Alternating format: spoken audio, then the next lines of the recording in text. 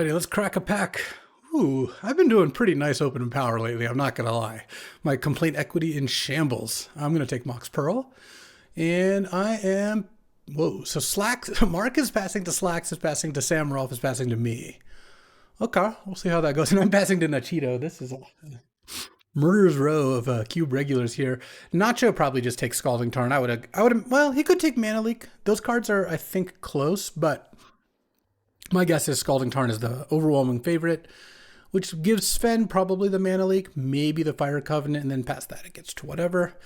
One thing that could be nice here that I'm going to be on the lookout for is I'm in between Sam, who knows my drafting style quite well, and Nacho, who I know drafts a lot of red-white. I could try to go Boros or something here. Well, I'll keep it open because I think Dismember is still the best card. It could definitely be a Boros card. There's Giver, Glimmerlens, Kinscar Sentry, Manifold Key, Underground Sea.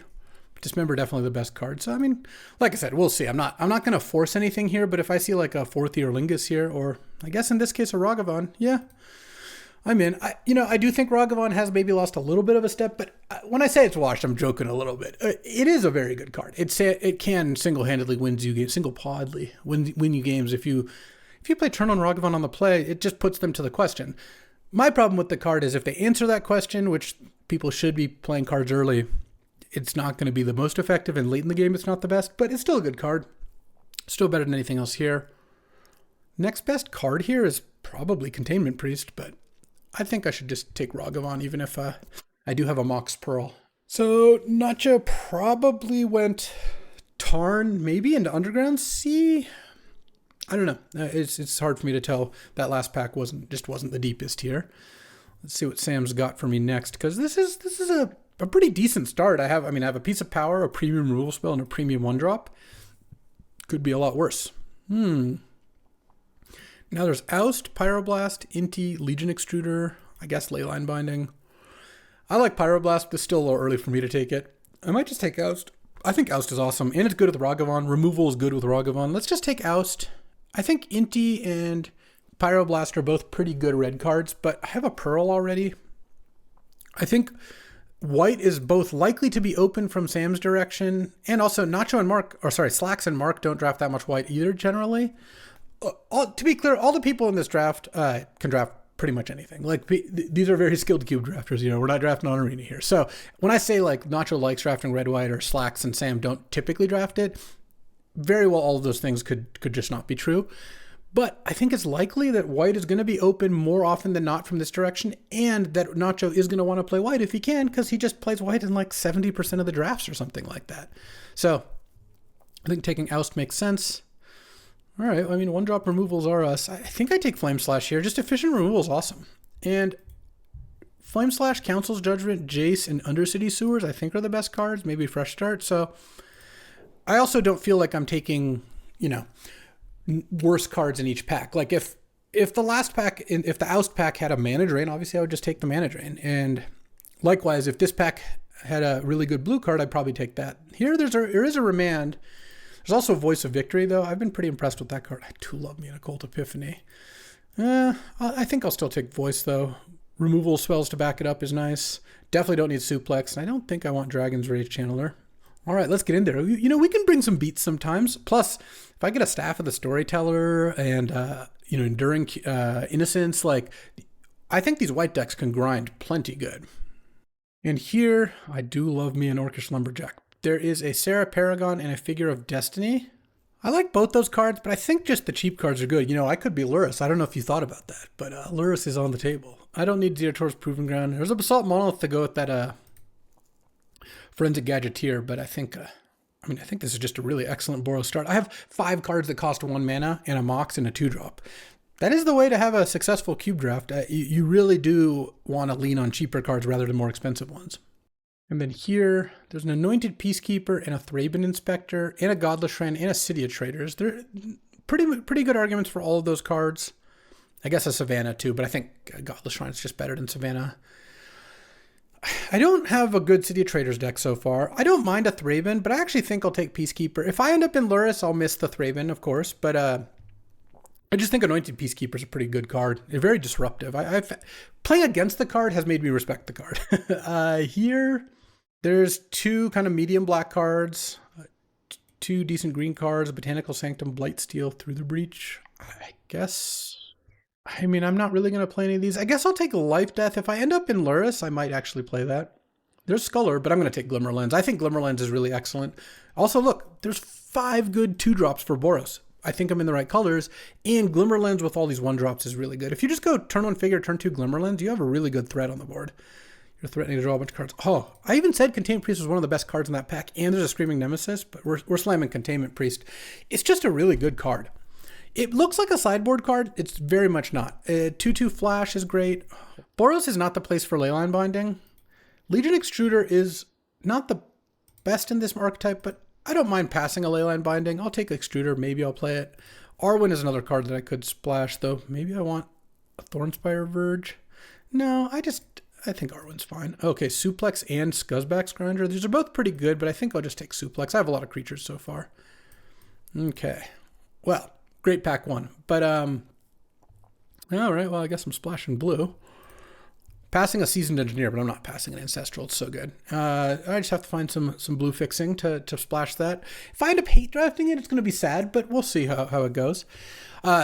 Anyways, Containment Priest, a 2/2 Flash can sometimes ambush or just get played end of turn to make counters a little worse. And there's just a lot of things cheating creatures into play. Plus, you can play cards like Flicker Wisp or Parallax Wave and just exile their things and have them not come back.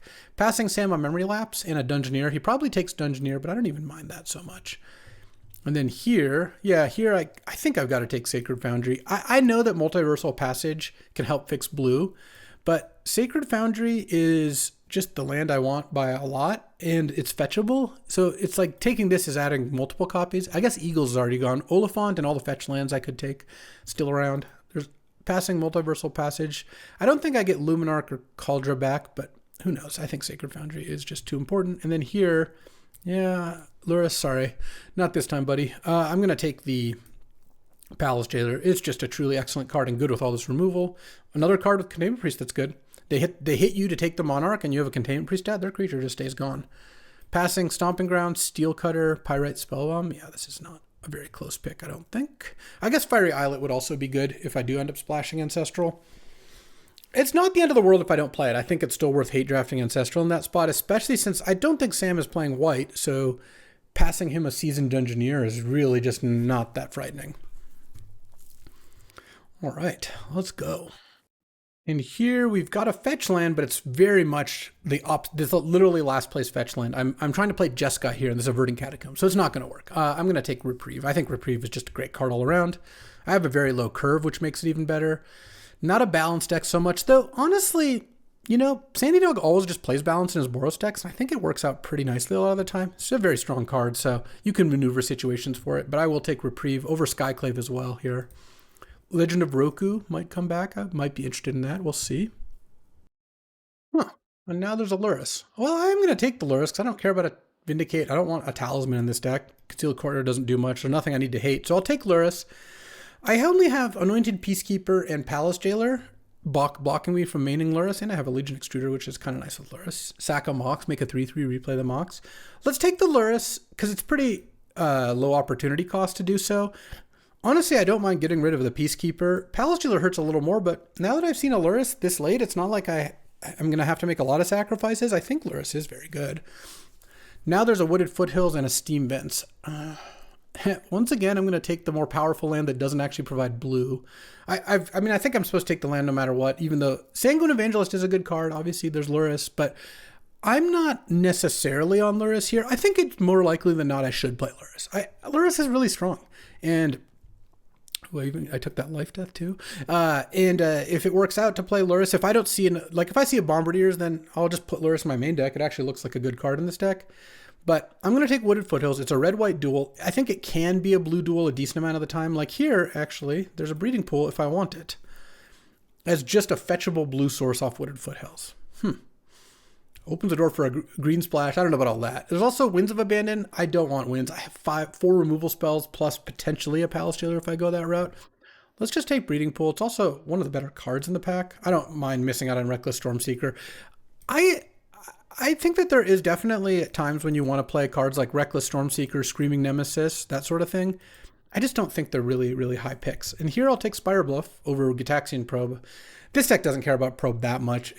I don't have Steel Cutter. I don't think I'm wheeling it. I'm just going to play my cards. Obviously, it helps to know, and I would take Probe if this wasn't there, but let's just make it so I can cast my Ancestral. And then Spar's Headquarters, though I do like a Jacked Rabbit. Let's just take Jacked Rabbit. I don't think I need a tapped blue-white-green land so much, because I don't really think I'm splashing green that often here. There's a Zern or Band of Birds. I like those cards too, but I think Jacked Rabbit's pretty good. All right, Luminarch didn't wheel.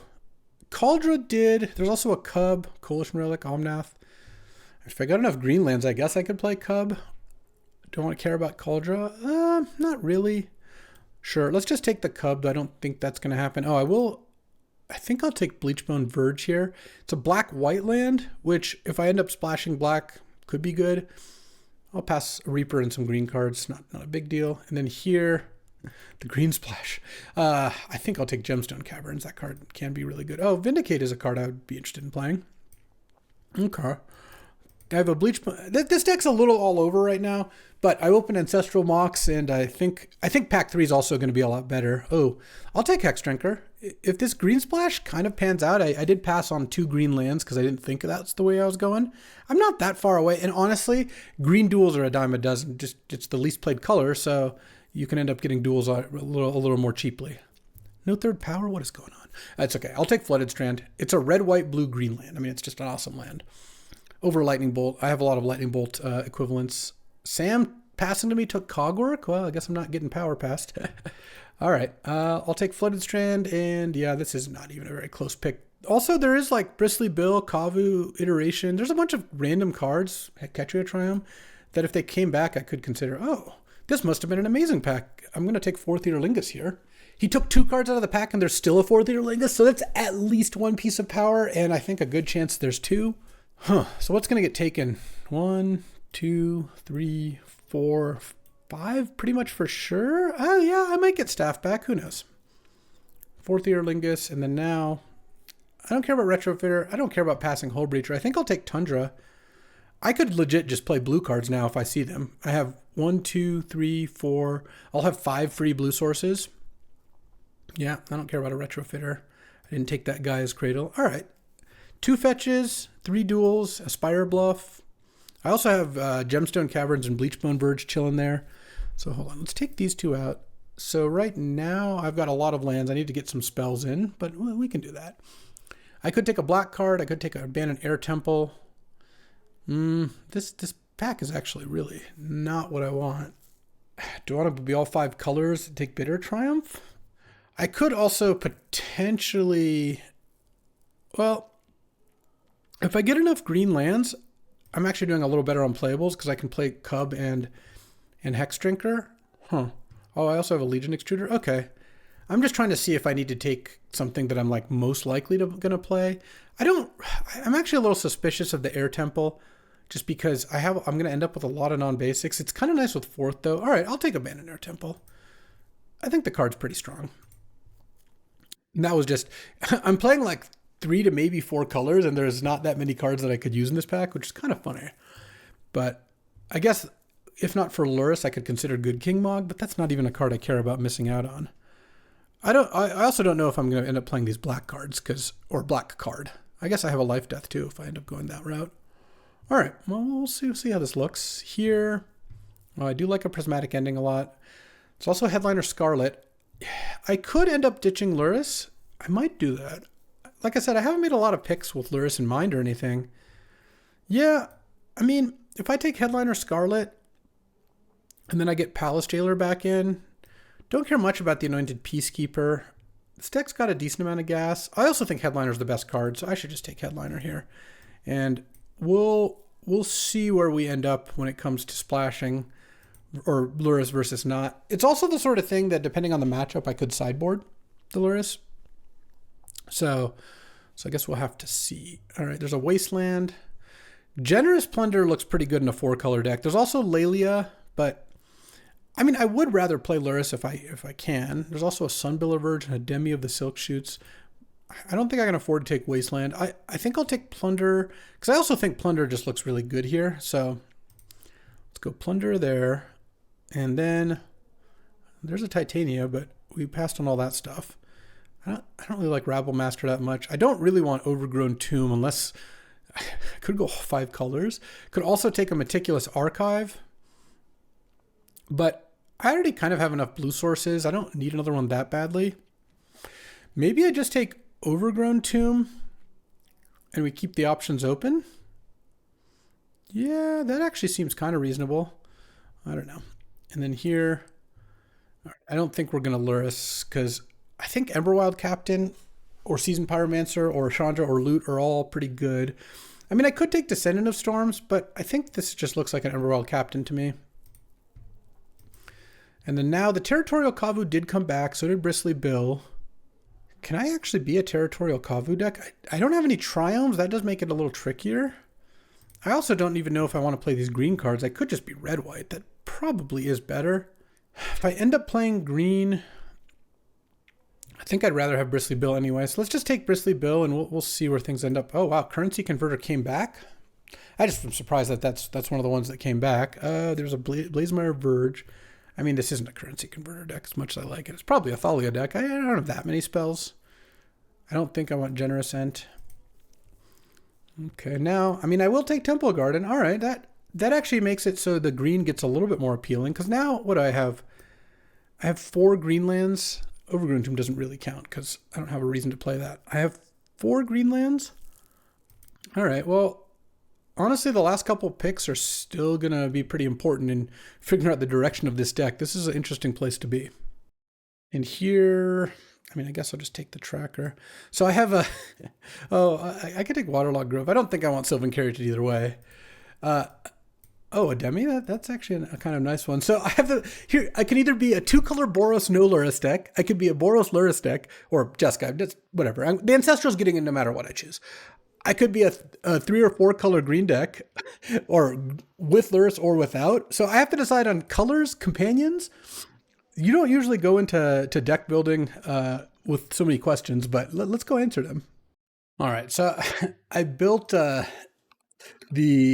Boros or Jeskai Luris main deck, and this is a 23.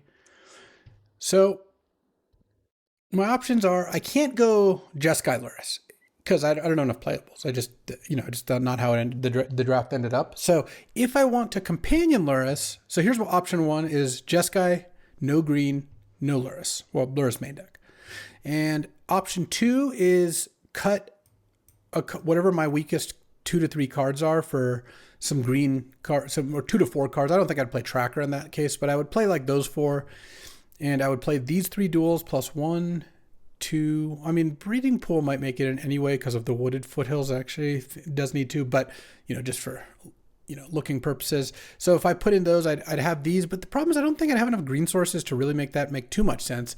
The main argument in favor of playing green is I then cut these 5 cards, and then I go boom.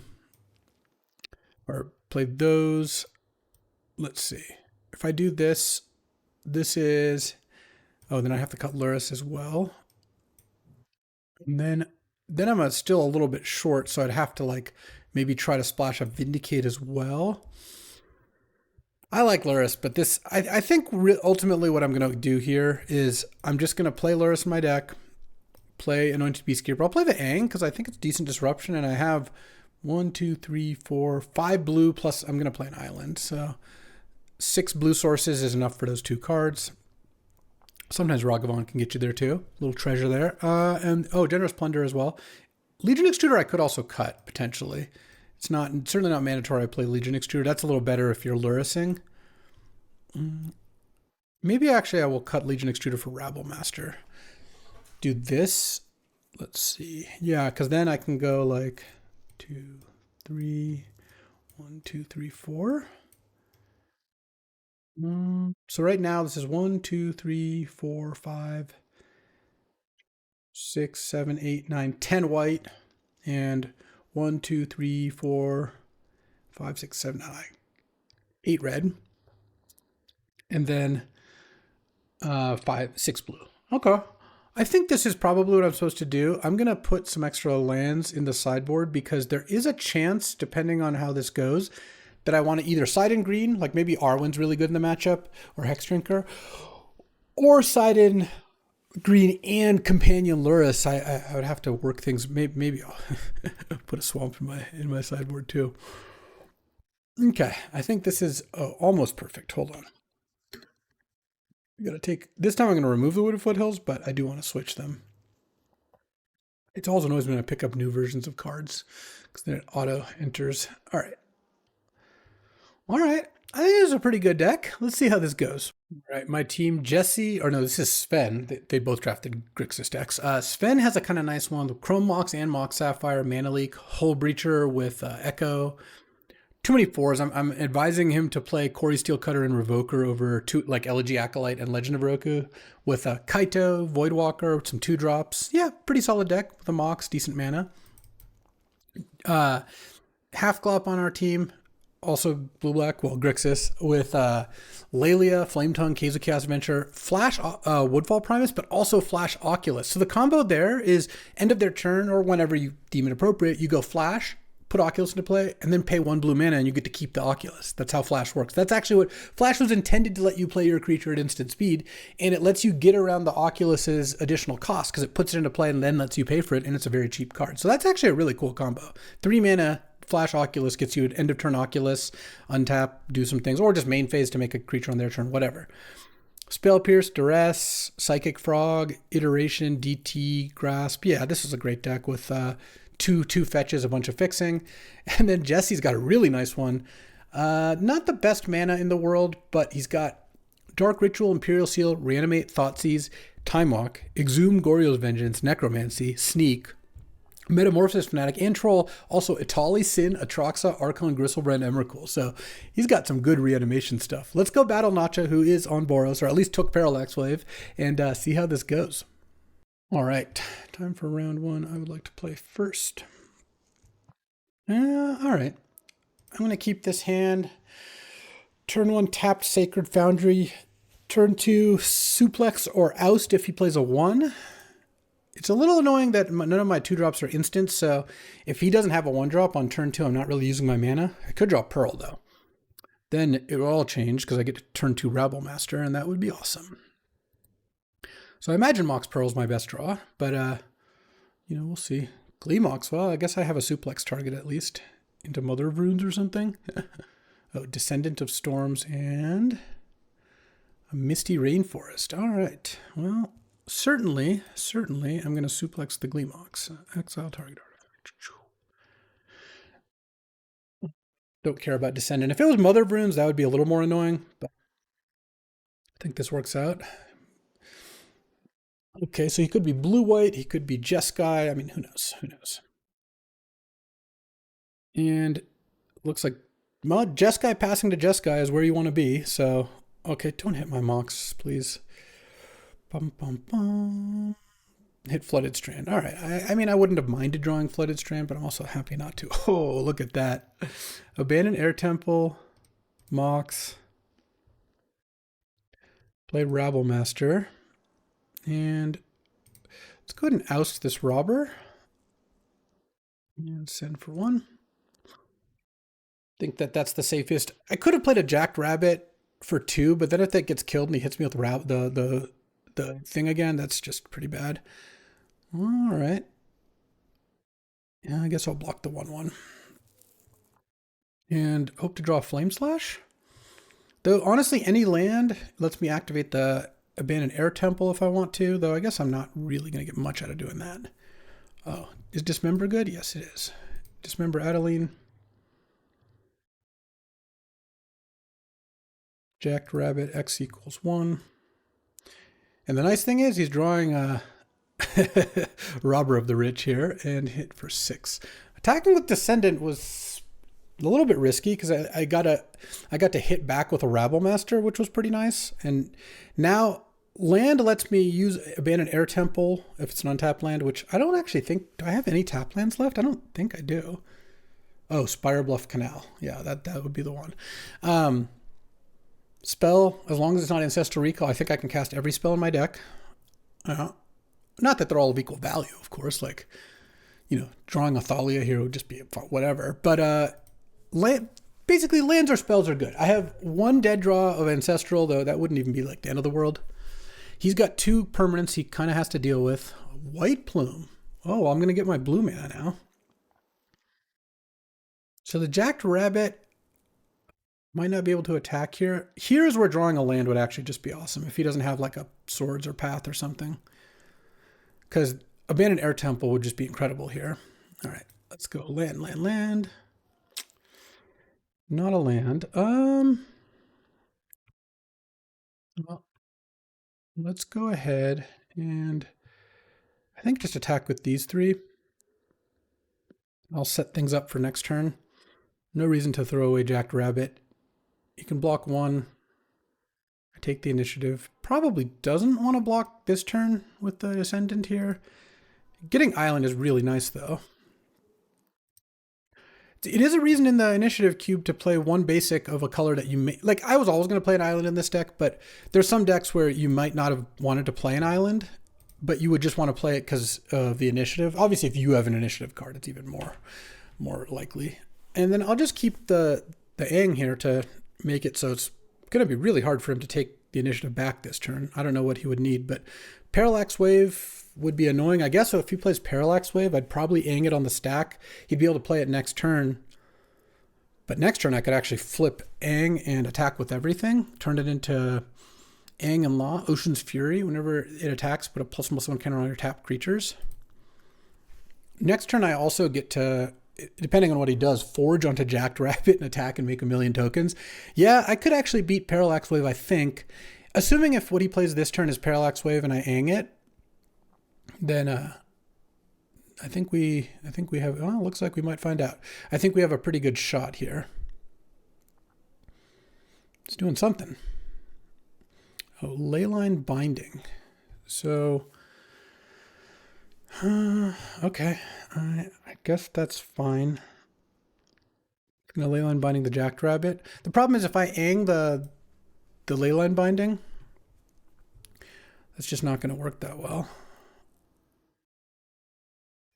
Because you could just pay 2 and cast it again. This is going to work way better. Okay. I mean, I think this looks like a game-winning play to me, honestly. Aang. By Aang the White Plume, block and kill that, take 2, he gets the initiative, who cares? Next turn I can attack for 5. Yeah, I can attack for 1,000,000. So Aang, White Plume. Because this also... Because what this does is he doesn't get to untap a creature either. Block, and yeah, it's got 1 card in hand. All right.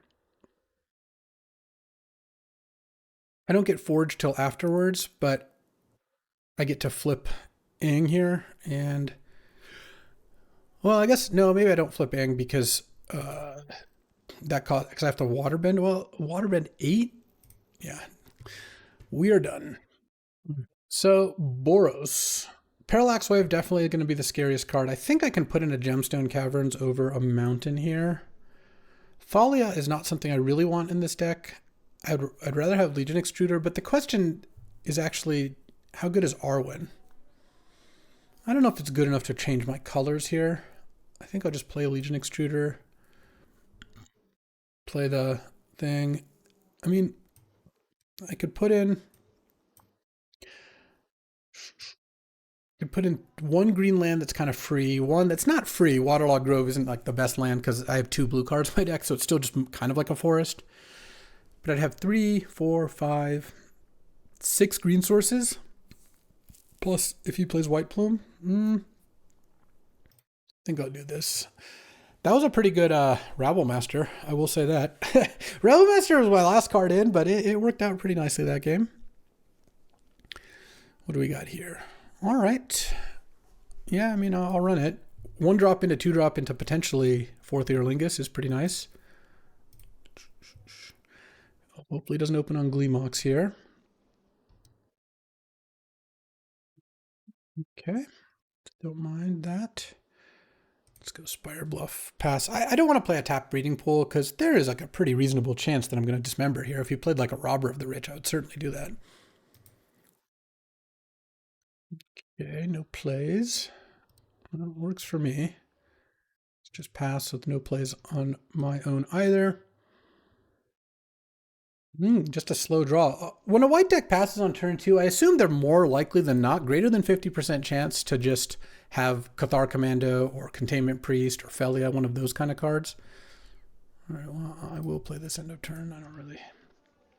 I don't care if it gets killed. I'm not really that worried. I don't know what he's got. He could have a counterspell or something here. If he does, that's fine too. He doesn't have discard. He's not gonna have like Hymn to Turok or a draw 7. I think it's safe to keep Abandoned Air Temple in my hand and just wait on it, so it's more of a surprise. Send. Okay, I can play Jacked Rabbit. I think I'm going to play Figure of Destiny. I feel like he's got a counterspell, and I can play a tap breeding pool and pass. I could have left it untapped so I could pump Figure and cast Dismember. Maybe I want to do that. Yeah, that was probably worth it. I don't know. You could also have Balance, maybe? It seems unlikely to play a land first, I suspect. Just goes back Scrounger, sure. Dismember it in a turn, or try to. See if he's got a counter here. Now would be the time. It feels like Nacho's got a counter. Containment Priest was really good, because assuming he's got a counter, then it really made it so he couldn't counter the priest very easily. All right. Oh, actually, I should have played my land there, because that could have made Figure into... I wasn't going to pump Figure, but that would have been the spot to do it. Okay, I'm going to play Jackrabbit for 2. I want to give him an opening to use his counter finally. Yeah. It's a Remand. All right. I don't know that worked out like amazingly well for him. I guess Remand is weak against the first couple cards I played for sure. There goes the Gleemox. He did just draw a card off Remand, so he could have something big here. I mean, if he ever taps out, I can slam fourth. I mean, I might be able to slam fourth even if he doesn't tap out, because I don't think he's got a lot more counters in his hand, is my guess. What I kind of hope is he spends his turn playing some removal spells. That would be nice. Kill your Containment Priest, kill your Figure. Playing the tap breeding pool so far has been not good, because I saved 2 life, which that's not nothing. Oh, Robber of the Rich. So if he has another play first, he can get Robbered to trigger. But if he has another play first, then he's less likely to be able to use Robber, so... Don't hit Mox, don't hit an Ancestral. Oh, is this remove like a Chain Lightning or something? Or a Firebolt deciding which of these to kill? Well, if he kills Figure now, that I'm actually ahead on the breeding pool thing to some degree, where I paid 2 life. Yeah, okay. I paid 2 life and he took 1 less damage because I would have gotten 1 hit in, so that's not so bad. All right, Robert. Gemstone Caverns, nice. Improved my card quality. City of Traders, okay. So Parallax Wave, Sarah Paragon is the last card. Interesting. Well, he's got a Scrounger to play. Fourth here does not sound amazing. I'm just going to attack with Containment Priest. And if he blocks, fine. If he doesn't block, also fine. Okay, and I think, given he's got no cards in hand, let's just cast a Jackrabbit for 3 here. And he's got 1 turn to draw something that gets rid of it. Otherwise, he can play Scrounger, and that's it. If he plays a Parallax Wave or a...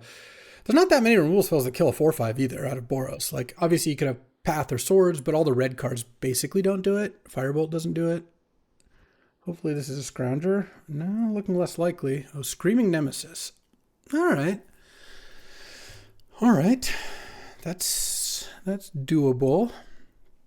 He could attack, actually, with Robber and then replay it afterwards, if it dies, he misses out on Scrounger, but he gets a crack at my top card. If he's going to do that, he probably didn't want to play Nemesis first, unless he's planning on attacking with Nemesis, which I guess would also be okay. Yeah, that was a good draw. It wasn't the best draw in his deck. Like, Parallax Wave probably was pretty close to unbeatable here, but obviously I don't really like that he drew a Screaming Nemesis, though maybe it does something. I don't know. Another thing to keep in mind is that Nacho probably thinks, okay, yeah, if I block, we're just trading those now, and then he replays Screaming Nemesis. No, I'm going to pass on that. All right. I do have to watch out because, of course, the Nemesis is a dangerous card, but Rabbit does get to attack at least here. Let's see what I draw. Luris.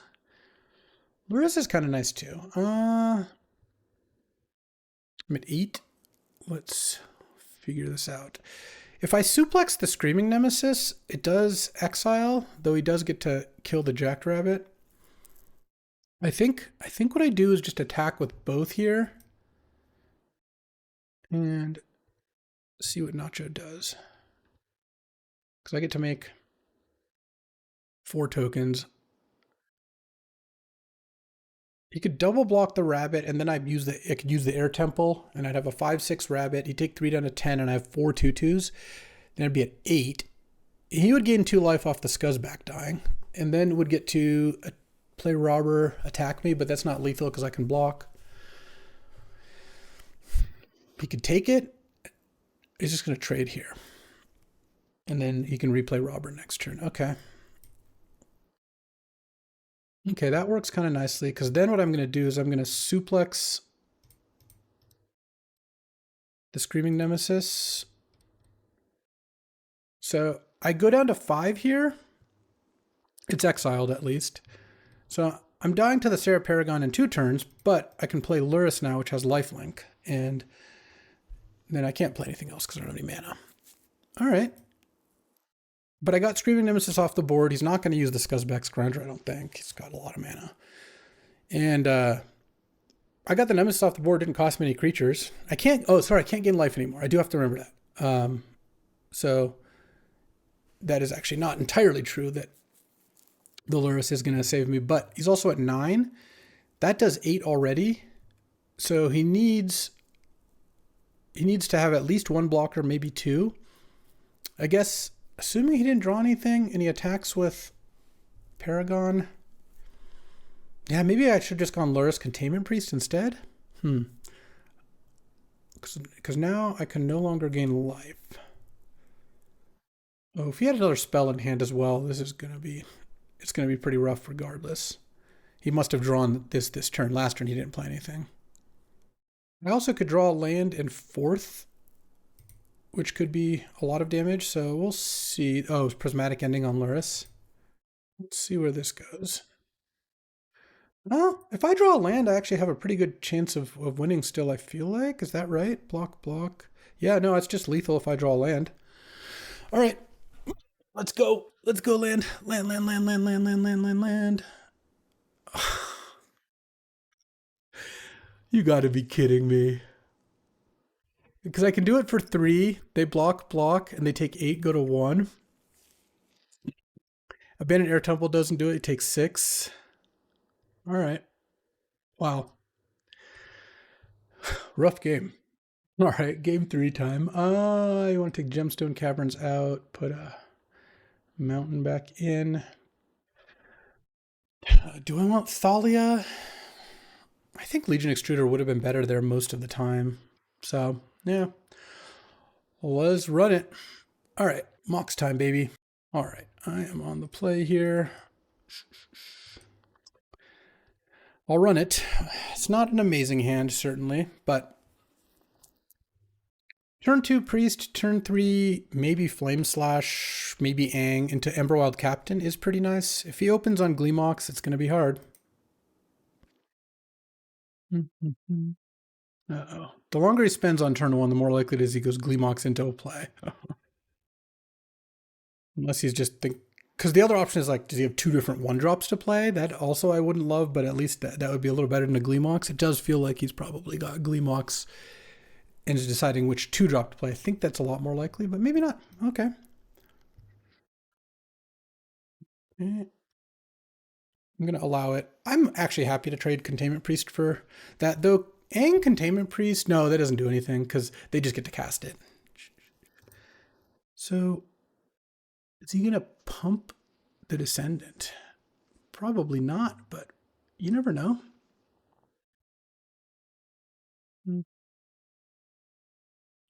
Yeah, it's fine. Figure might as well let him resolve the trigger first. If he made that into a 3-2, it would be a blowout. And then next turn, I'm going to play a 2-3 Jackrabbit, which is pretty threatening. Or if I get lucky and draw a Mox, I'll play a Emberwild Captain. Well, maybe not. If there's another creature in play, I don't really want to play Emberwild Captain first. Or I could draw a blue source, leave up Aang, and have Aang into Emberwild Captain. That would also be pretty nice. Okay, he's got Lightning Bolt or something that can interact here. I don't think he's just doing nothing.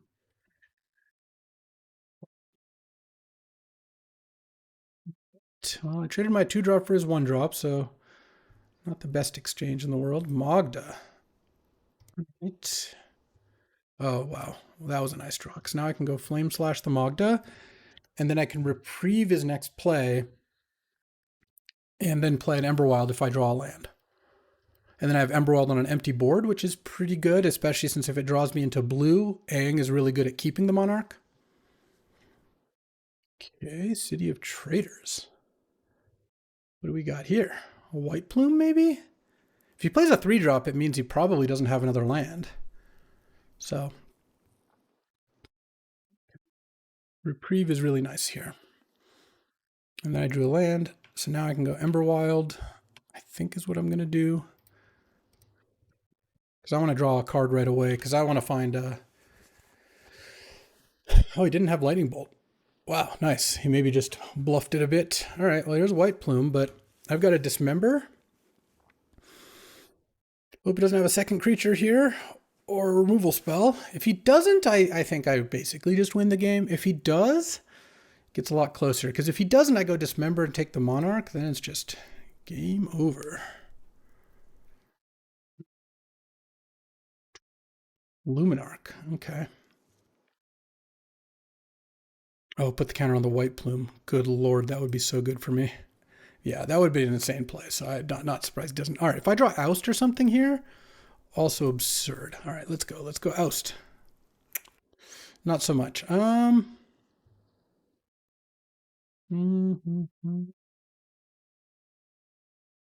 mean, I think attacking and forcing a trade is probably good. Yeah. Both of their creatures are a little better than mine. They both have abilities.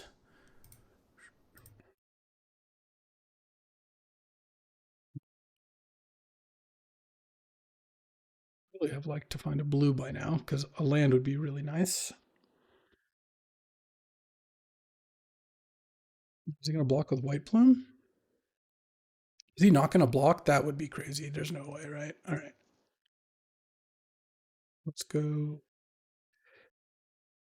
Jackrabbit for 1, which I know is like a little bit of a tell with oh, there's my blue. A turn earlier that would have been sick, but that's still pretty good. It's a little bit of a tell with Dismember, but he's still forging, so I'm going to Dismember it now because he's got Remand in his deck, and now he doesn't have blue mana. All right, and I have Aang to maybe move something out of the way. He doesn't have a lot of mana. If he kills Jackrabbit, I mean, Forge versus Initiative, usually Initiative is, or sorry, Monarch versus Initiative, usually Initiative is better. But I think that if I kill the creature he put the Forge on, that does actually change things. Really don't like that he drew a Lightning Bolt. Let's see. Cycle Oliphant. Okay, if that's his whole play this turn, and I can go like Luris into Containment Priest or something. Or what I could do is Voice of Victory. No, don't make another play. Okay, good. Voice of Victory, leave up Aang is actually pretty tempting. Oh, a Pearl. That would have been, again, incredible earlier, but less good now. I don't really want to play Luris, play nothing. I think I'd rather just play Voice of Victory.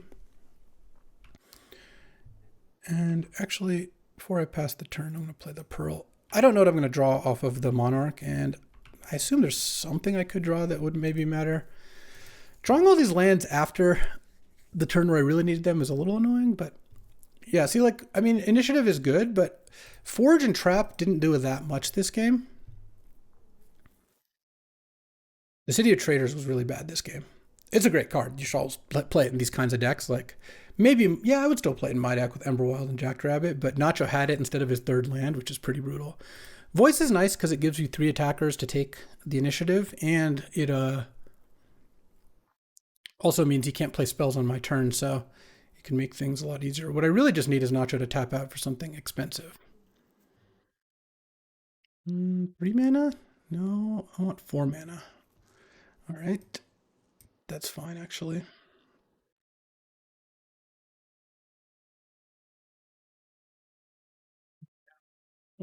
Ang,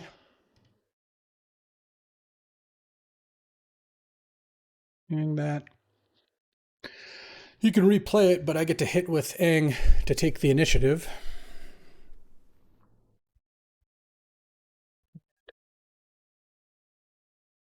He didn't have Remand, which is nice. That would have been devastating. And then next turn I can Luris plus Containment Priest. It costs 8 to flip. 4, 5, 6. Technically I could flip Ang, though I don't think that's going to happen. I think what's most likely going to happen is I'm going to hope to draw not a land. So if the turn where he had Luminarch and White Plume, if I drew Island, I go Dismember the White Plume, Ang the Luminarch, attack, take the initiative, the game just ends. So yeah, what I'm saying is if I had drawn cards in different order, it would be better for me. This might just be replaying the Screaming Nemesis. Yeah. Okay, draw, not land, please. Ugh, come on. Come on with that. All right, attack. I'm gonna go get a mountain, I guess. I don't have any surveil lands, so I don't really have a reason to play these lands. All right, drawing 4 Theolingus would be nice. Land, Luris, and I think. Do I play Containment Priest or do I play a Jackrabbit? I can't play Jackrabbit for more than one, or for more, like I can play it for just 2 because the Luris. Do I want a 1/2 that attacks and puts a 1/1 into play, or a 2/2 that has potentially drawback text? I think I'm just going to cast Jackrabbit.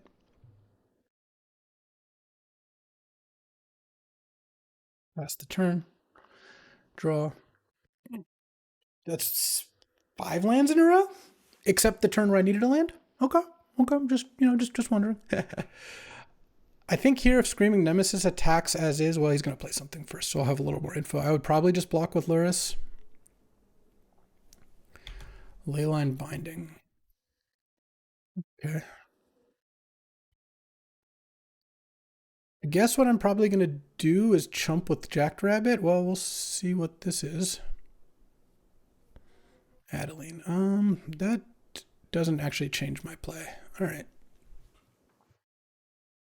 Voice blocks there. Jackrabbit chumps there.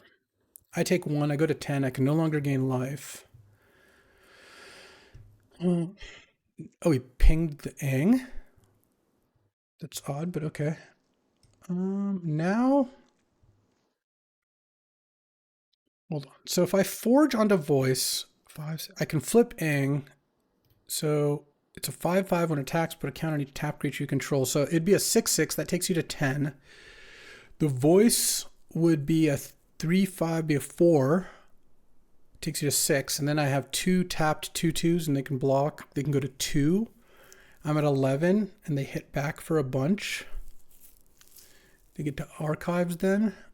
I think I'm going to go Lost Well. I think it's better to... I have so much mana, I'd rather just scry into something. Okay, bottom. Yeah, I mean... Palace Jailer has to be good here, right? Yeah. Guess here... I'm going to Palace Jailer the Adeline, or... let's see. I could Palace Jailer the Nemesis, and then the Adeline attacks and gives 2 attackers. This is interesting. I'm going to draw a card end of turn as well. some point I might draw Ancestral. That'd be nice. If I hit the Nemesis, they have 2 attackers. One blocker means I have to go chump, eat the token. I think I exiled the Nemesis. It is a little riskier in some senses, but both of his creatures are pretty good if they get an attack in. I think I'll just keep playing none. And I don't think I want to attack here. I think I have both the Monarch and the the initiative, so... And I have like a 4th Earlingus that if I draw would be really nice. Okay. So now what? Okay.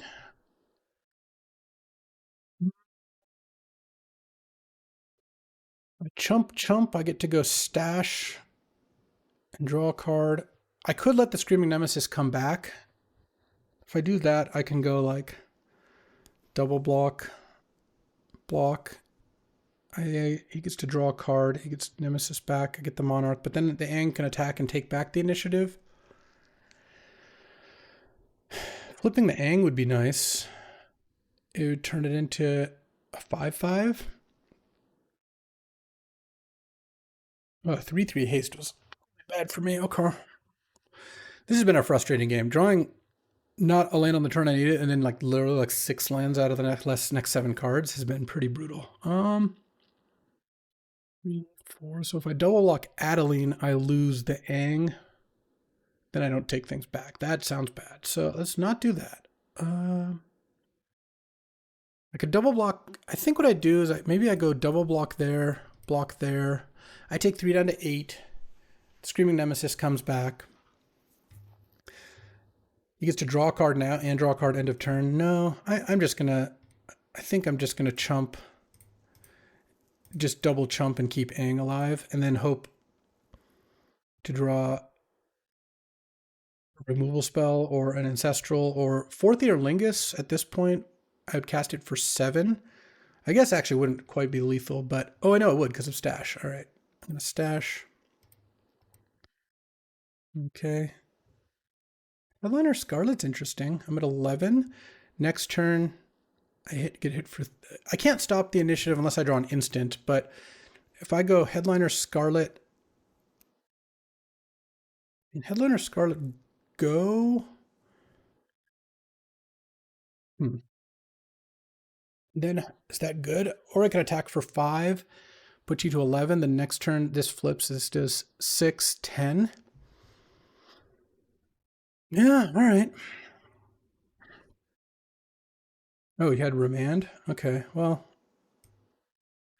that doesn't actually change that much, I don't think. I don't really have many instant speed ways to kill things, so I think I can play tapped Reading Pool. The life totals might actually matter, as we saw last game. And I think I just hit for 5 here. Next turn I'm going to take, let's see, 3, 4, 5, 6, 7. Okay, again, not instant. This last turn, you know, I don't need to belabor the point. But I feel like I had a pretty big edge, and it got whittled away by just land. Every turn that I drew a land, it made the game closer and worse for me. So I do get to draw a bunch of cards next turn. Well, a bunch. I get to draw a card off Headliner, assuming I don't just die. Nacho gets to draw a card right away and gets the Screaming Nemesis back. So this is going to be and draw a card end of turn. It's also possible I just draw 4th Earlingus again. And I think that would, at this point, I would assume it's lethal. And his Remand is gone too, so. All right, we'll see what he's got. Fury, that kills Headliner Scarlet. Or maybe kills Ang, I don't know. It's actually not 100% clear to me. The Ang takes back all the Monarchs and initiatives, but it's going to be hard for me to stabilize the board here. You should probably just kill the Headliner. They know about the 4th Earlingus. All right. 2 looks for 4th, and I think it's probably lethal. Let's find out, huh? All right. Ancestral, because I don't really have another play. Ragavan, a demi oust. Okay.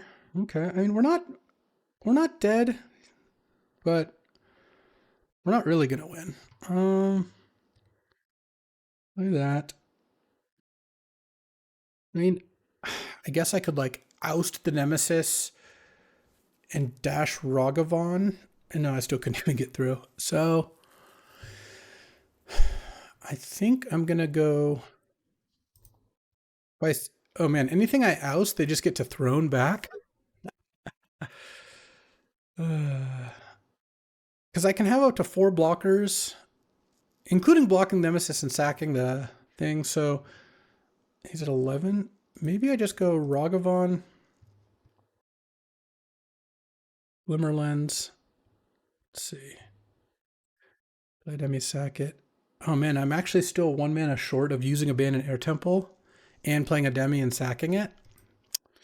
So right now I'm at 4. I have 4 blockers. Block, block, block, block. Stormseeker, but they're gonna have a haste or 2.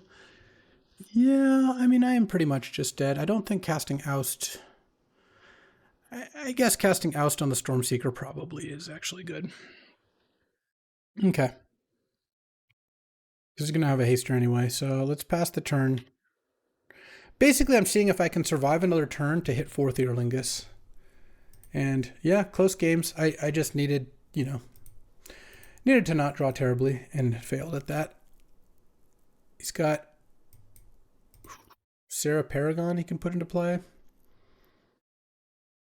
It's Reckless Stormseeker, okay. I mean, as is, I can still win here. I don't have a great chance of it, but it's not 0. I get some looks. I've gone pretty low on cards and decks, so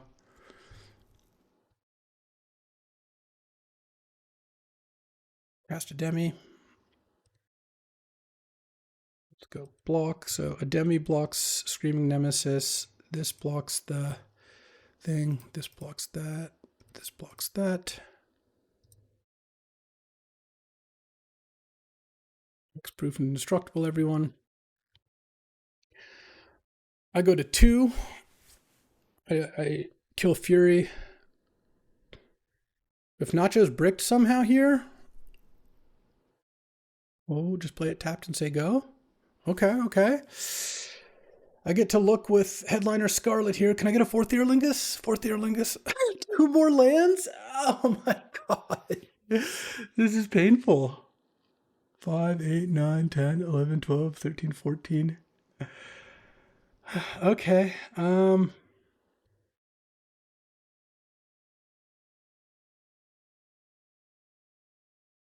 guess I attack and draw off Glimmer Lens.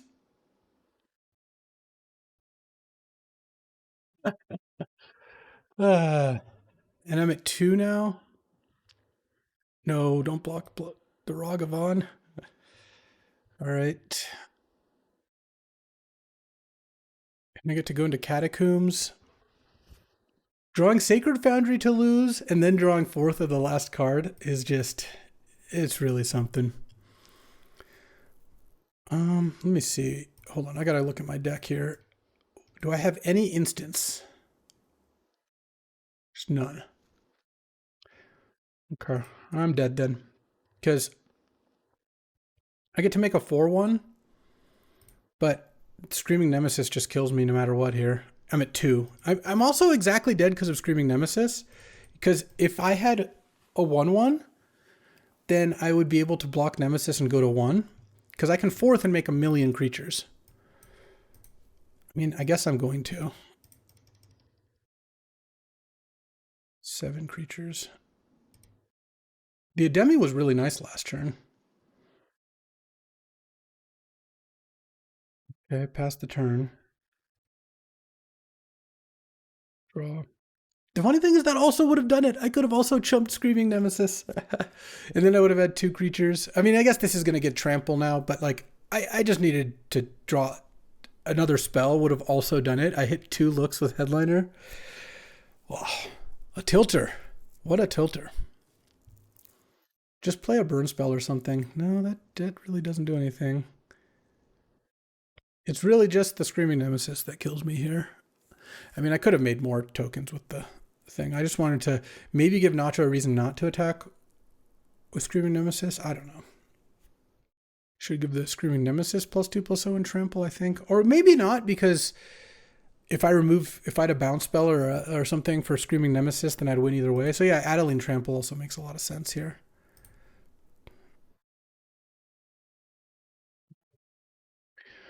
And we're dead. All right. Oof. Recover from that one. That was brutal. To lose to Strider's nice blue-black Academy deck. And open on the library. All right, if I draw a Pearl here, then I've got a good chance. But otherwise, I mean, I don't think I'm supposed to mulligan a hand of a bunch of 2-drops on the draw. Like, am I really mulling that hard for Pearl? I don't think so.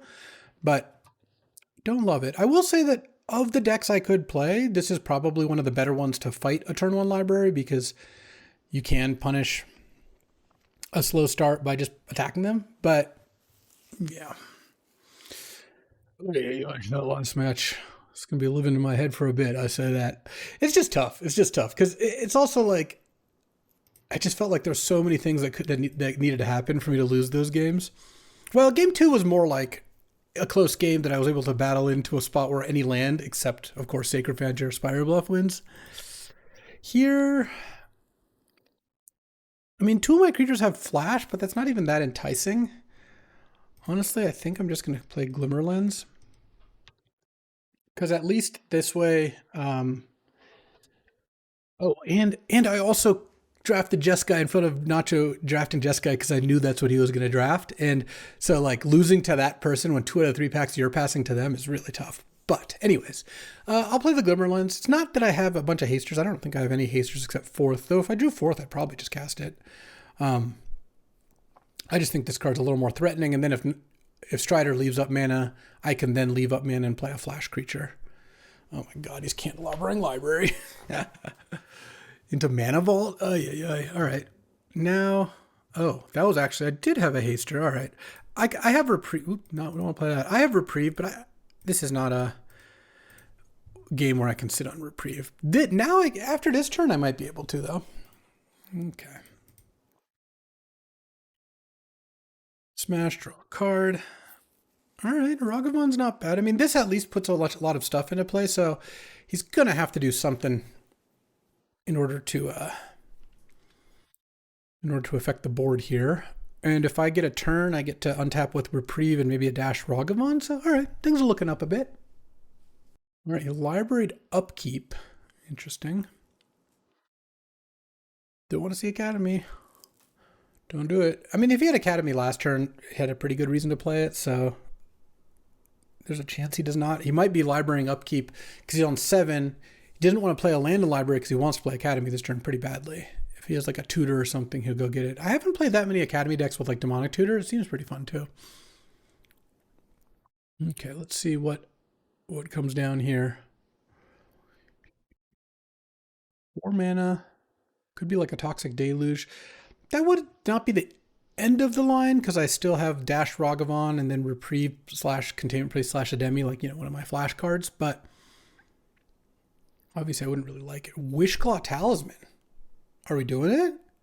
You're going to go tutor for Academy and do some big stuff? 3 artifacts? No, it would only be 2 artifacts in play because I would get the Wishclaw. Okay. I'm interested to see how this works. Maybe I'm like losing the game this turn? I don't know. I kind of think Academy is what he's going to tutor for. It's not that much mana given that he had to Wishclaw for it. But I guess we'll find out. Is this going to be like a Desperation Draw 7 or something? Because my teammate has the Time Walk. I guess we'll have to just find out. Could be a Time Twister. Time Twister with 1 mana floating. Candelabra can untap Academy, but unless he draws some zeros, would need to hit pretty hard in order to make this work out. And can't cast, for example, Time Spiral here, so a mana short of that. It is nice that the Wishclaw goes over to my side because Strider would have had a lot more mana if that was not the case. I could also Wishclaw, though I don't really know what I'd be Wishclawing for. All right, Strider, I'm excited to see what this is. Baleful Strix? this is starting to look like it's not going to work out very well for you. You can untap Academy and now taps for 3 mana, so he's still at 4 mana, but now the Candelabra's tapped. Okay, untap those 2 lands. Can't quite get to Time Warp from where I'm sitting. I mean, obviously you could play another artifact or something, or another sort of acceleration. Is it going to be Time Twister with a Strix in play, but a tapped Candelabra now instead? Because he has Narset. I don't actually know if he has Time Twister or not.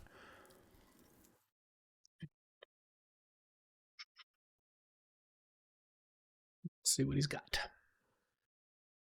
All right, we're playing something Deceit.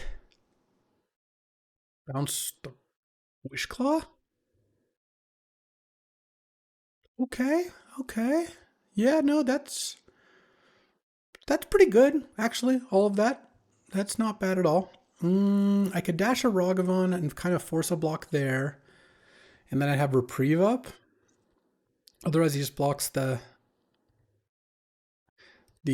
Rabble Master. So I think I'll do this. And now he can block either one. I think that's okay. And I get to draw a card as well off the Rebel. All right, that was the drawback. Is now I don't get to play Thalia and have Reprieve up, and I think Reprieve is going to be better than Thalia. Let's Rebel Master, take some damage. Let's see, Ragavan snipes nothing.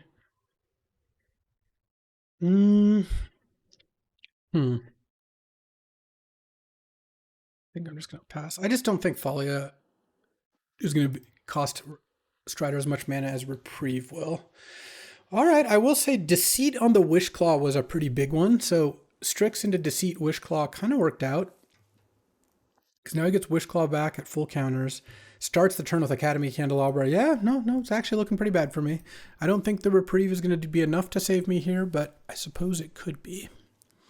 Would have been nice to hit something off Ragavan. Next turn, I don't even have lethal. Well, I could threaten something with end of turn Academy, but I've got two things I can do here. I can Reprieve something, or I can play a Containment Priest. Thopter Foundry.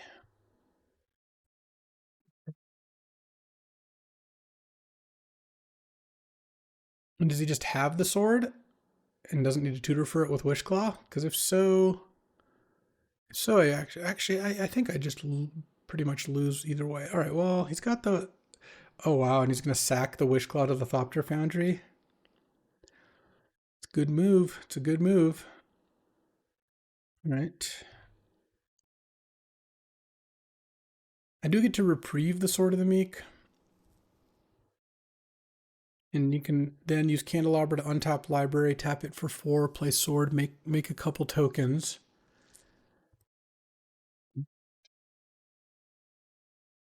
Ryder's got a cool Academy deck here. I like what he's got going on. So let's go Candelabra library. Reprieve sword. I have Suplex in my deck to kill the Thopter Foundry. Which, if I do it now, as it turned out, Thalia would have been better because he played Thopter Foundry. Oh no, it would actually been about the same. Because he just played 2 spells this turn. Well, he technically played 3, but that was because I cast Reprieve, so it doesn't really count. Okay. So if I draw Suplex, Headliner Scarlet doesn't actually even do it right now. Because he's going to get to gain 2 life and make 2 tokens.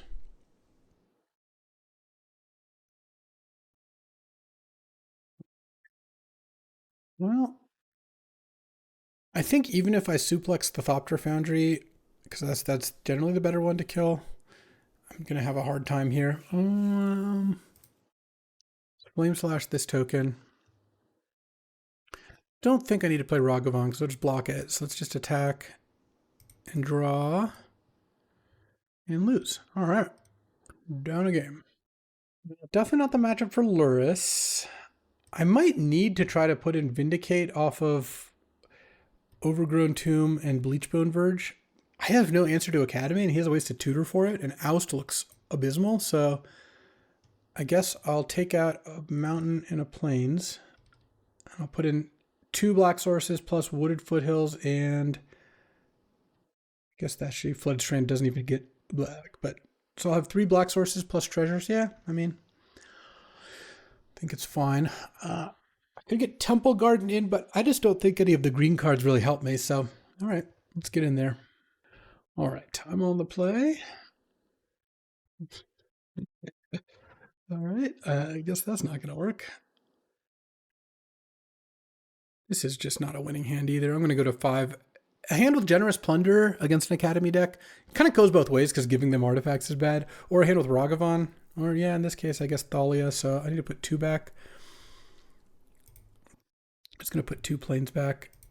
I'll keep the Dismember. I don't really love Dismember, but killing Baleful Strix seems like it could be legit. It kills a Deceit as well if it's hard cast. Obviously, that's like a little bit more of a stretch. All right. I'm going to play the Thalia. I know that it could hose the Glimmer Lens, but Thalia before he can play a 2 mana play is nice. Ooh, Vamp Tutor. Is he tutoring for Academy? Who knows?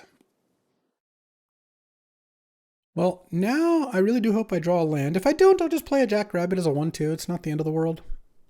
If I draw a land, I'll probably just play Glimmerlands for 3 mana and then have Glimmerlands Thalia to maybe draw a card and then play a Jackrabbit that's bigger. I certainly could have kept a land over Dismember, but my deck is also pretty low curve because remember I was kind of drafting a Luris-ish deck for a while. This matchup does not seem particularly good. I just don't have a great way to interact with Academy, and he's got Vamp and Wishclaw at least to go find Academy.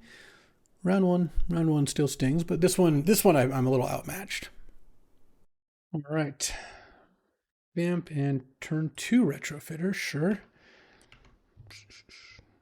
All right, land is nice. Yeah, let's go Glimmerlens.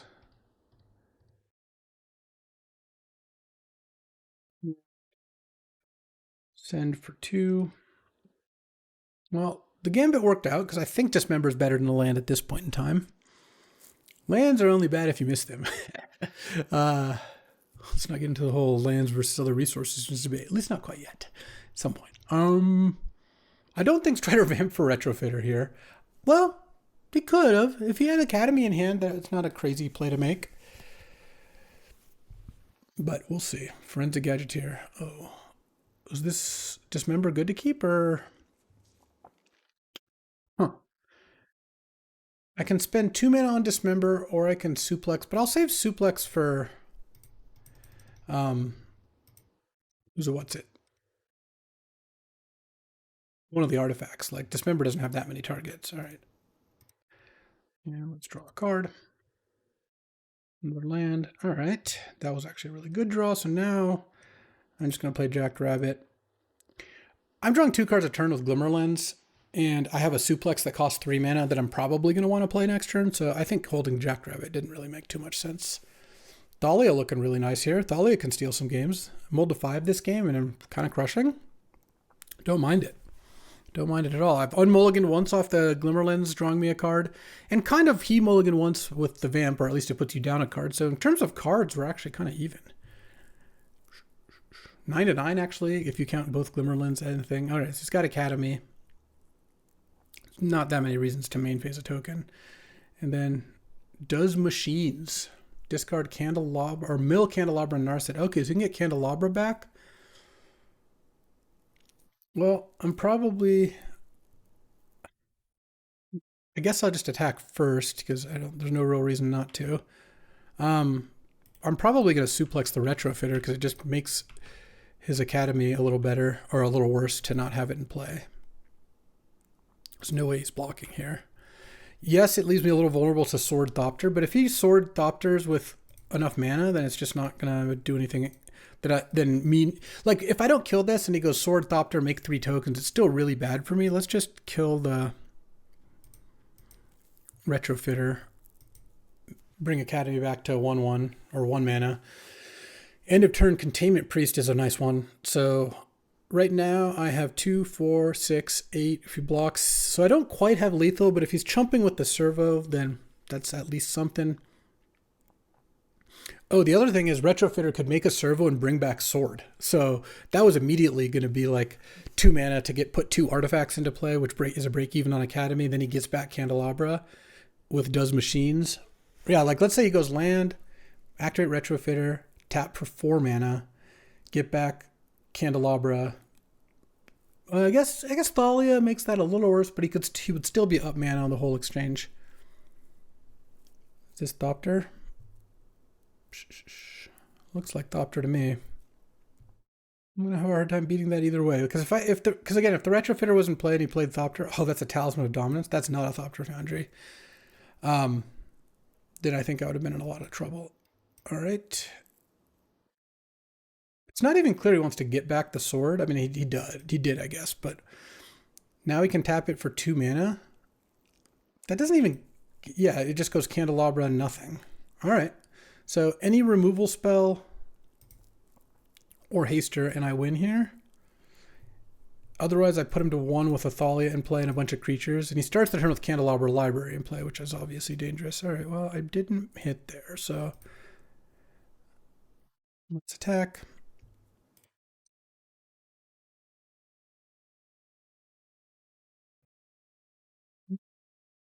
It's Ancestral now.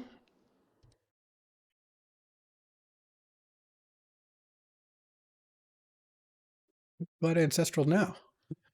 Because now I can go Ang the servo, and go to game 3. All right. Oof. Close one. All right. Nice little Mold-of-5 win there. I don't mind that. Get to put in Gemstone Caverns on the draw. I think take out a Plains, because I took out a Mountain already for an Overgrown Tomb. All right. Ooh, let's roll here. I just need a good turn 1 Thalia, turn 2 Rabblemaster sort of start. We'll see. Or Anointed Peacekeeper would be nice here too. All right. Well, I did start with Gemstone Caverns. That's great. Oh yeah, this is a good hand. All right, keep Gemstone Caverns. I think I exile the Jacked Rabbit. I think it looks like the worst here. I'm definitely not exiling Suplex or Rabblemaster or Generous Plunderer.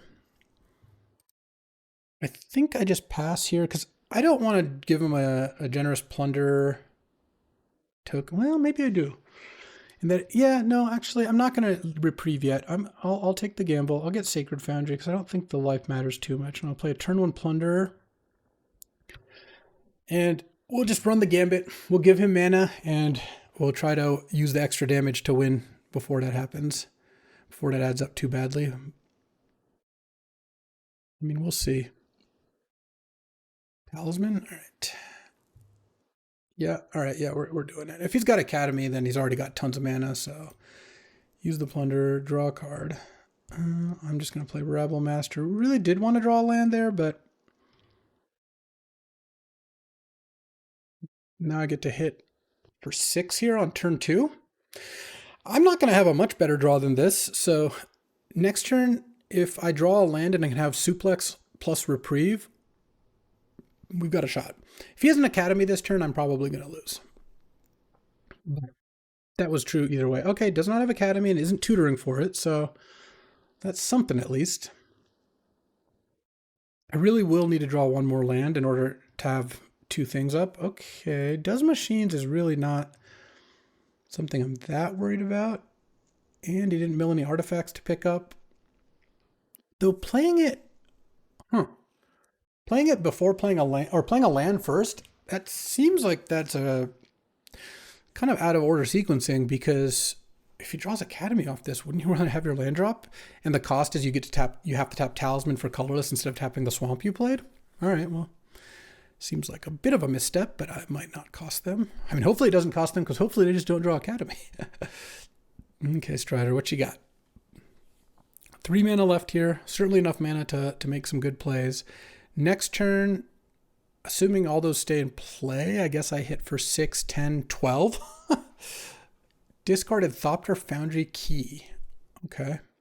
And is just going to get them back. All right. No plays here? I mean, 6, 10, 12? Yeah. I guess if I draw a Ragavan or something, I could go for a haste win here, a little turn 3 kill. I'm glad I played the turn 1 Generous Plunder. I think that's going to give me my best shot to win this game. It's just hitting for so much damage and giving me mana to play something like Rabble Master. Okay, yes. I think if I draw a land here, I've got a decent shot, actually. But we'll see. All right, well, I did draw the land. Just going to go attack first.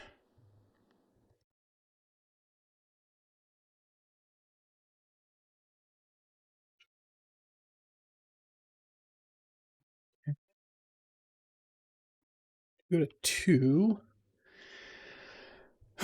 So here's the question. Do I suplex the Candelabra? So he doesn't have Academy right now. Could have drawn it off the 2 draws plus the now draw for a turn. If I suplex Candelabra and he does not have Academy, I just wasted 2 mana and he could play Thopter plus Sword. The question is, am I going to beat Thopter Sword? I might without Academy. I think I suplex. The thing is, if he has Academy, it's still really bad for me, but this could be worth like 10 mana or something like that. 6 mana, 7 mana, some really large amount of mana.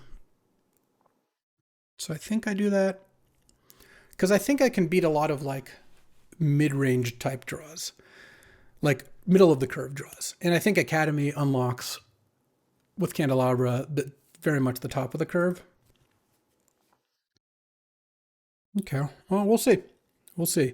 He has key in hand too, so it's like triple. Yeah, it's a lot. All right. Got a reprieve. A 3-drop is definitely tempting to reprieve.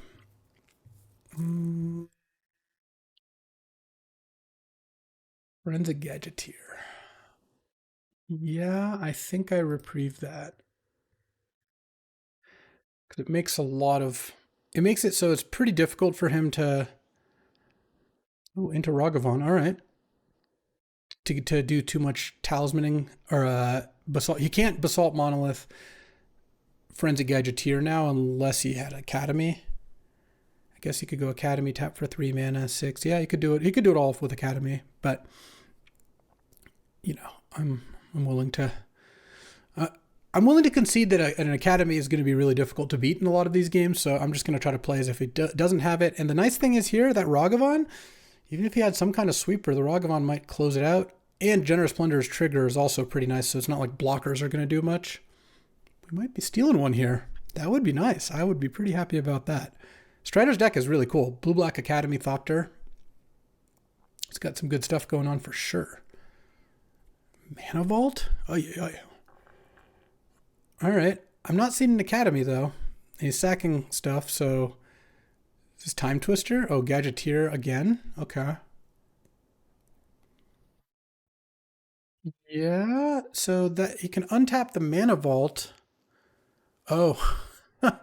He can go off. He can get infinite mana here, actually. If his last card is Basalt Monolith. Okay. Well, I mean, he's got, sorry, he's 3 cards left. One is a Thopter Foundry. Oh, he's cracking a clue. Okay. He hasn't played a land yet, though. Academy? I mean, Academy Basalt Monolith? That would be impressive. It really would be. See, I mean, this reminds me of game 1 where he had the like crazy Wishclaw deceit turn where it looked like he was losing because he didn't do something big, and then he actually just deceiving the Wishclaw was enough. But oof, we got there. All right, well that worked out nicely. All right, well that was a nice little comeback. I mean, in matchup wise, obviously my draws were very good there, and now it's round 3. But Battling Mark, who's not playing combo, well, not playing Storm combo, is playing Baloth Prime, Titania, Sylvan Safekeeper, Zernorb combo, and those are all very good. So let's go ahead and play first. All right, I will keep this hand, and I get to upkeep Ancestral into a turn 2, maybe Voice of Victory, and go from there, huh? I mean, I do need to draw planes for that to happen, of course, but... And I believe that what Sam took with the Cogwork pick was Black Lotus, Force of Will. Pretty nice little pack to open, huh? Oh, he's got LED also? Okay, I guess maybe he's got Breach or something. I didn't think we had seen that, but Let's go ahead and draw. Let's go Voice of Victory. Suplexing the LED is actually really funny because he's not going to be able to sack it, but I need to get something into play. It's a little awkward that I don't have another white, but by the time I hit 4 mana, hopefully I do. And I can't go Oust Glimmerlands in the same turn, but that's okay. Because I've got Dismember if I needed to. Not that I even have anything I need to do. All right. We'll just do Rabble Master. All right. That looks like a plan to me. He can't do anything here. He can cycle. Yeah, Generous Ent. I assume he doesn't have Breach Freeze in hand because otherwise I would just already be dead. So I don't think killing the LED really makes too much sense here. All right, take 4. Next turn I'm attacking for a lot. And next turn maybe I end up using like Suplex or something. We'll see. Let's see what he's got. Baloth Prime. Oh, the One Ring. Oh, well, I will Suplex that, I think. Stop him from drawing too many more cards. Missing a land drop is a little annoying, but all right. Let's exile target artifact.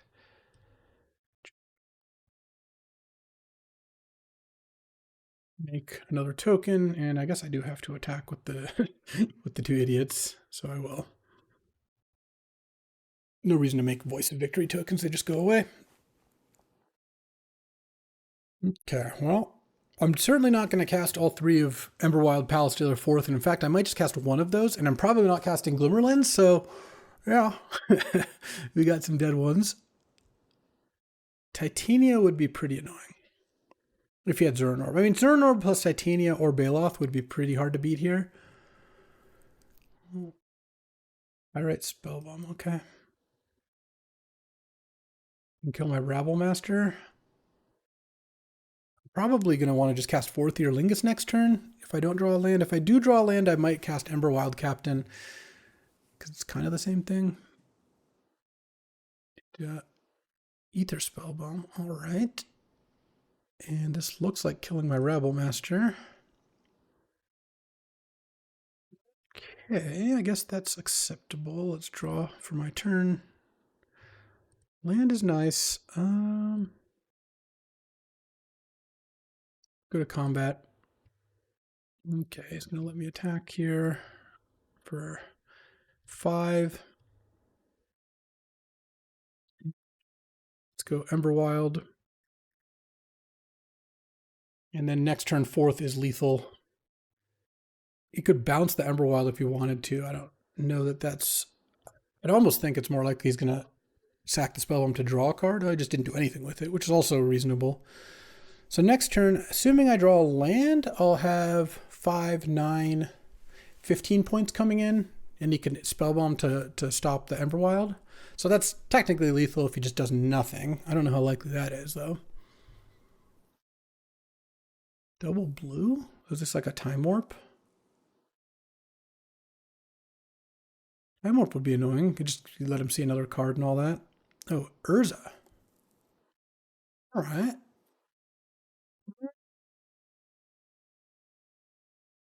Okay.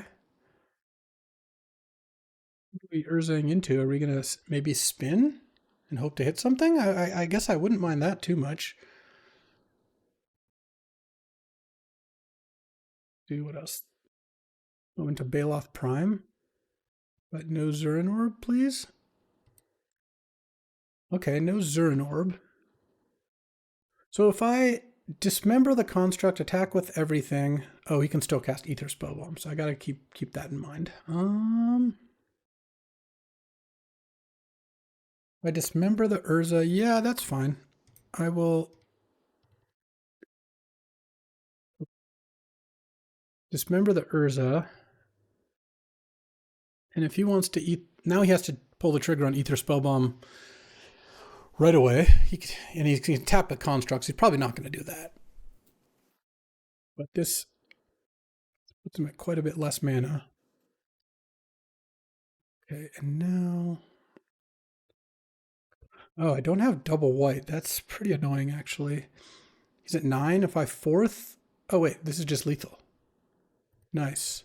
Nice, nice. He blocks Emberwild Captain. He takes 3, 4, 5, 9. Whew. That worked out. Oh, actually, that's not entirely true. He can sack LED. Okay. Well, I guess I'll make him use his card in hand then. 16. So you can block a token and bounce Emberwild Captain and take 4, 5, 6, 7, go to 2. Yeah, that gives him another turn to draw Zern Orb or something like that.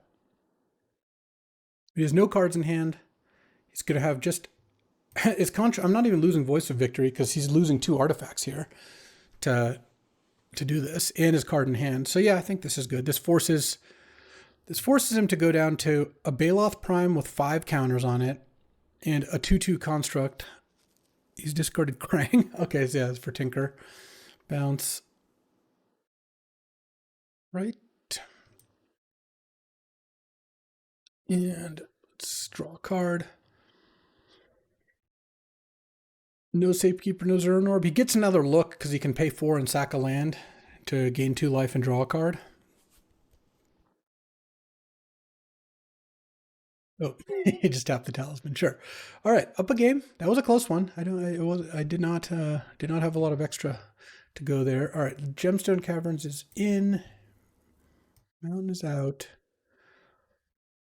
I don't really think I want too many of these things. I mean, his combos are good. I'm gonna have to lean on. I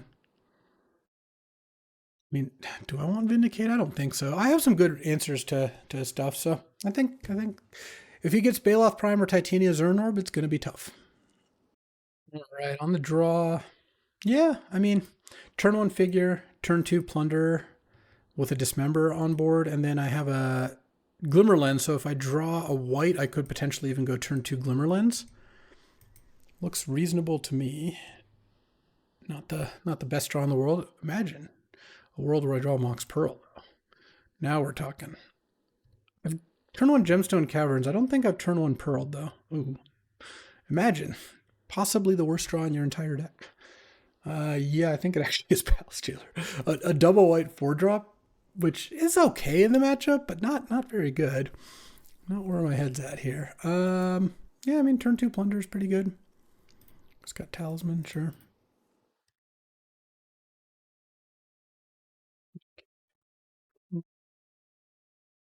This Generous Plunder better live, because I've drawn 2 4-drops in a row, so this thing gets countered or killed. Then, I mean, he could have Stern Scolding, he could have Daze. My hand has got 3 giant bricks in it. Luris, Palace Jailer, Headliner are all very far away from being castable. But if the Plunder lives, I make a treasure and I draw a land, all of a sudden, right on the board. So we got a chance here. He might be long on blue, short on green mana. That's a possibility. Okay, no 4-drop is nice. He's got some good 4-drops in his deck. All right, well, I'm going to make a token. I need to make a token in order to cast my spells here. Okay, I guess I'll dash Ragavan. Actually, I'm not going to dash Ragavan. I think I'm going to play the Glimmer Lens here. I just think dashing Ragavan is just not that good. Doesn't really get much in play. So I'd rather just cast it. Cast Glimmer Lens. And then now I'm just kind of hoping this Dismember carries me across the finish line. Mystical Tutor. Okay. For Fire Covenant. Sure, yeah, that makes sense. So he's going to take 1, 2, 3, 4, 5, 6 and use his treasure. All right. And skip his draw phase. But yeah, that's pretty good. Really far from casting anything. Me playing 2 creatures that turn was not ideal given that he had Fire Covenant, but so it goes. All right, he didn't have a land either, so we could end up... All right, that's at least the right color of land, we could end up in a bit of a standoff. Now any land lets me at least cast Headliner, and any white land lets me cast my other things. Oh, they're tinkering? Okay. For Krang or Citadel? If he gets Krang here and I draw planes and I can just Palace Jailer it, I think I'm probably going to win as well. He could get the One Ring here. At 8 life, that's probably ambitious. Or if he's deciding to get something other than Krang. He also, at some point, not this game, but at some point, I wonder if Mark ever tinkered for Zurin Orb. Seems like a kind of legit play. Oh, either has Krang in hand, most likely, or is frightened. But I think most likely just has Krang in hand. He could technically have the Titania like Sylvan Safekeeper combo in hand and figure if I get Krang and it gets like ousted or Palace Jailered, it's pretty bad for me. Or he has One Ring in hand and now he can cast it. Oh, okay. All right, it's not too bad. You're gonna cycle it right away. No real reason to do that unless you really want to use the mana. All right. Land. Okay, okay. We take those. Go Luris into Ragavan.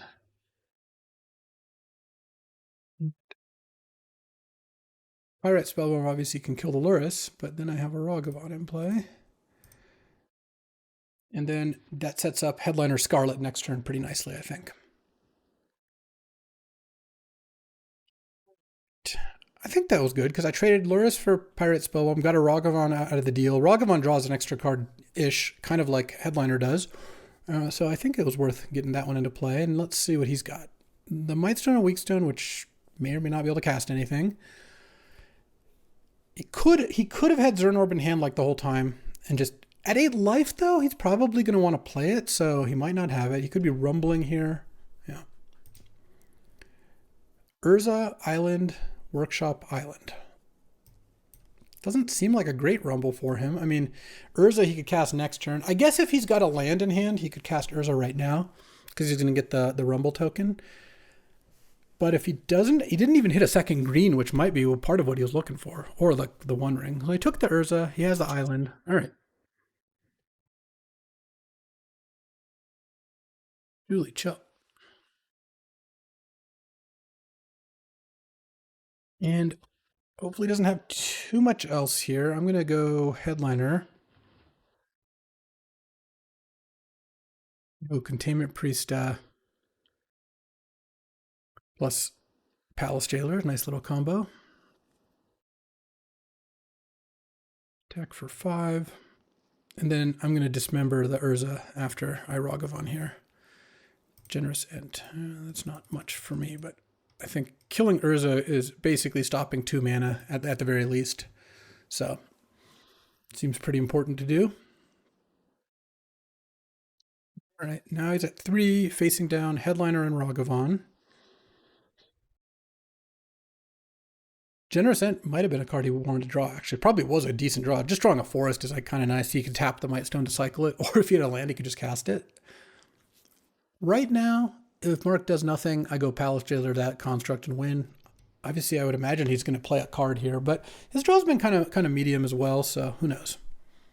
We're getting to spend Mightstone mana to cycle Zeator's Proving Ground. Yeah, that's a good use for it, especially since he might be looking for a second green here for Titania. Oh, wow, is he really just going to do nothing? All right, well, I get to draw off Headliner Scarlet, or see a card off it at least. And Flame Slash, yeah, I guess I'll Flame Slash the token and have Reprieve up. I would imagine that does the trick. Well, Memory Lapse. So the funny thing is if I Reprieve the Lapse, you can cast it again. If I Reprieve the Flame Slash, I'm hoping to draw a Mountain. Why don't I just attack with both? Mark has to block Headliner Scarlet, has to chump. Ragavan hits.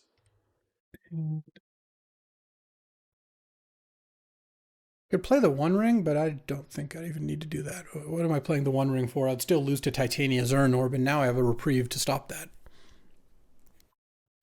We clawed our way back into a 2-1, and honestly, games like, you know, that I've had this draft are part of the reason I do like playing Boros. It leads to pretty fun interactive games. The games aren't as short as people seem to think. Like, I mean, a lot of people at this point know this, but Boros is closer to a mid-range deck than an aggressive deck. It has aggressive elements. It is trying to, like, you know, against the Academy deck, I won on turn 4, and got him to 2 on turn 3. But in a lot of these games, you're winning with value cards. And, like, you know, this was a turn 8 win.